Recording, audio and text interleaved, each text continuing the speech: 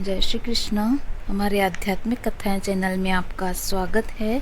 मैं आज आपके लिए लेकर आई हूँ पुरुषोत्तम मास महात्म्य का 14वां अध्याय। वाल्मीकि मुनि का राजा दृढ़धन्वा को पूर्व जन्म वर्णन। श्री नारायण जी बोले, इस प्रकार चिंता करते हुए राजा के पास दिव्य रामचरित्र का काव्य के रचयिता श्री वाल्मीकि ऋषि पधारे। राजा ऋषि को आया देख खड़ा हो गया और उनके सामने जाकर उनके चरणों में प्रणाम किया। आसन पर विराजमान कर पूजन किया। बाद में उनके चरणों को गोद में लेकर धीरे धीरे सहलाने लगा।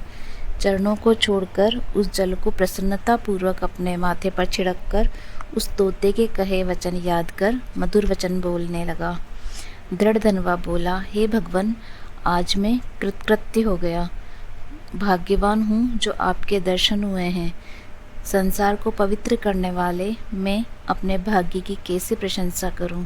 श्री नारायण जी बोले, इस प्रकार उन महात्मा से प्रार्थना करके राजा चुप हो गया।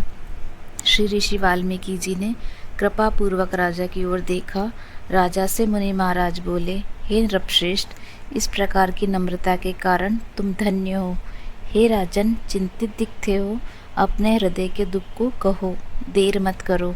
दृढ़धन्वा बोला, आपके चरण प्रताप से मैं हर प्रकार से हर समय प्रसन्न हूँ, किंतु मेरे हृदय में एक बड़ा संशय आया है। वही तीर के समान चुभ रहा है, कृपया उसे दूर कीजिए।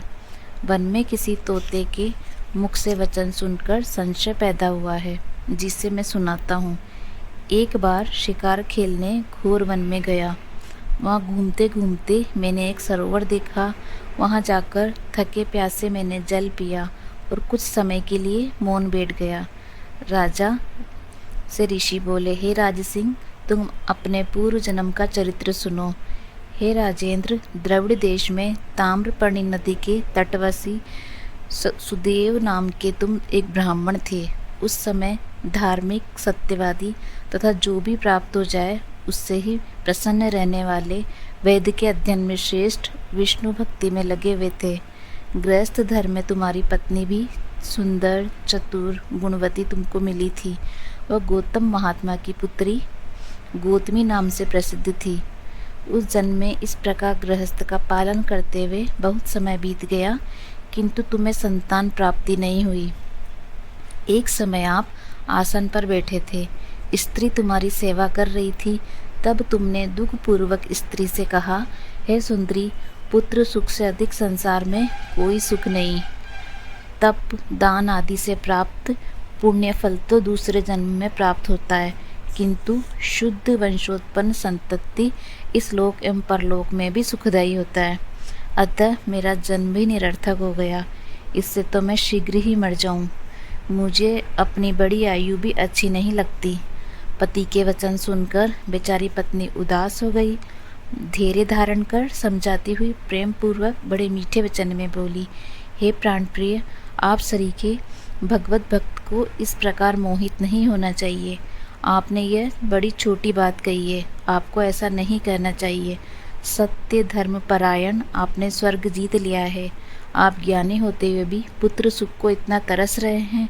राजा चित्रकेतु भी इस प्रकार पुत्र शोक से जब दुखी हुआ था, तब उन्हें श्री अंगिरा तथा श्री नारद जी ने ज्ञान दिया था, और इसी भांति राजा अंगी अपने कुपुत्र वेन के कारण दुखी होकर चुपचाप रात्रि में वन में निकल गए।